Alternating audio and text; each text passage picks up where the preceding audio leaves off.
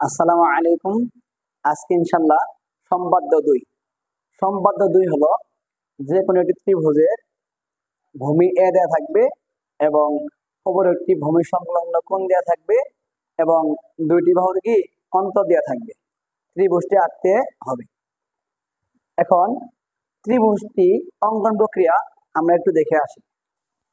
সম্পাদ্য দুই অঙ্কনের প্রসেস হলো, এখানে বলা হয়েছে ভূমি এ এবং দুইটি বাহুর অন্তর ডি ধরে নিলাম এবং একটি কোণ এক্স।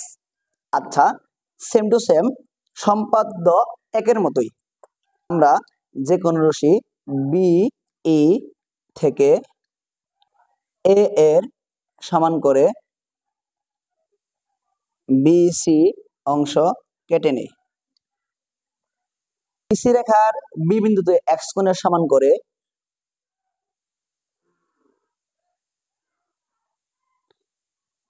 সিবিএফ কোণ আঁকি। এখান থেকে এই বিন্দুর মাপ নেব।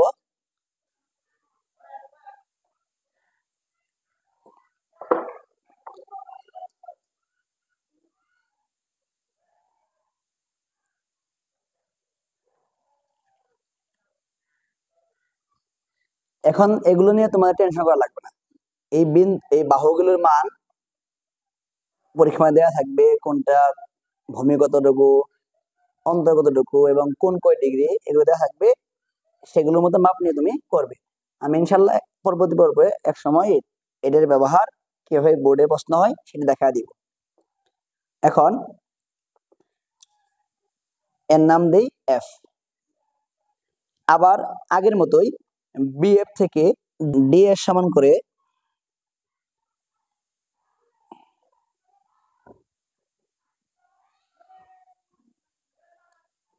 বিডি অংশ কেটে নিই। এর নাম দিলাম আমি ডি।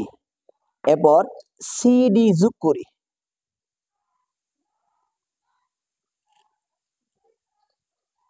এখন সিডি রেখার যে পাশে এফ বিন্দু, আগেটাতে ছিল বিসি রেখার বি বিন্দু, এবার হবে কি সিডি রেখার যে পাশে কি আছে এফ বিন্দু আছে, সেই পাশে এই সিডি এফ কোণের সমান করে ডিসি এক কোণ এঁকে নিতে হবে।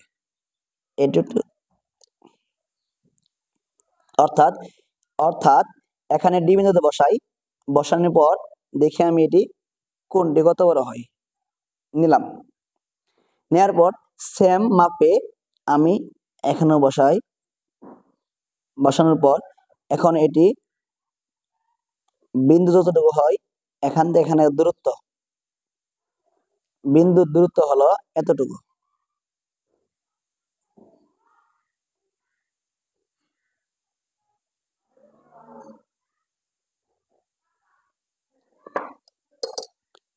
এবার দেখি এটি কোথায় ছেদ করে।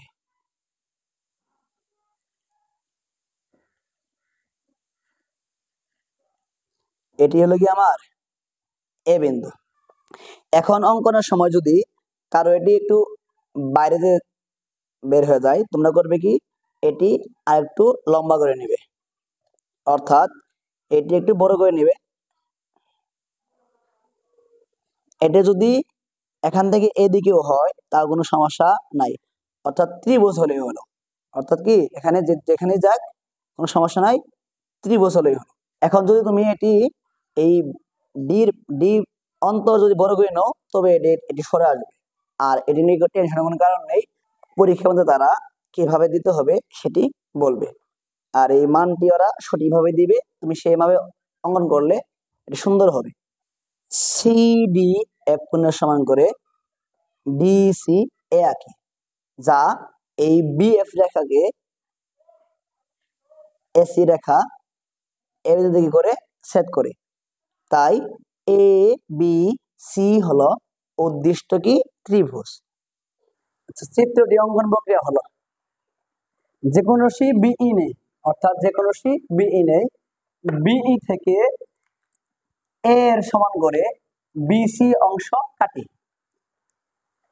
এরপর বিসি রেখার বি বিন্দুতে এক্স কোণের সমান করে সি বি এফ কোণ আঁকি। আগের পরে বি এফ থেকে অন্তর ডি, বি এফ থেকে অন্তর ডি এর সমান করে বিডি অংশ কাটি। এরপর সিডি অর্থাৎ সি এবং ডি যোগ করি। এই সিডি রেখার ডিসি বা সিডি রেখার যে পাশে এফ বিন্দু আসে সেই পাশে এফ ডি সি কোণ অর্থাৎ এফ ডি সি কোণের সমান করে ডিসি কোণ অর্থাৎ এই কোণের সমান করে এই কোণ আঁকি। মনে করি তা এই বি এফ রশ্মিকে এই সি এ রশ্মি এ বিন্দু থেকে করে, সি এ রশ্মি বি এফ রশ্মিকে এ বিন্দু থেকে করে ছেদ করে। সুতরাং এই এ বি সি হলো উদ্দিষ্ট ত্রিভুজ। আশা করি তাই ইনশাল্লাহ সবাই বুঝতে পারছেন। আর এর পরবর্তী ইনশাল্লাহ আমরা সম্বাদ্য 3 দেখে দেবো ইনশাল্লাহ। আসসালামু আলাইকুম।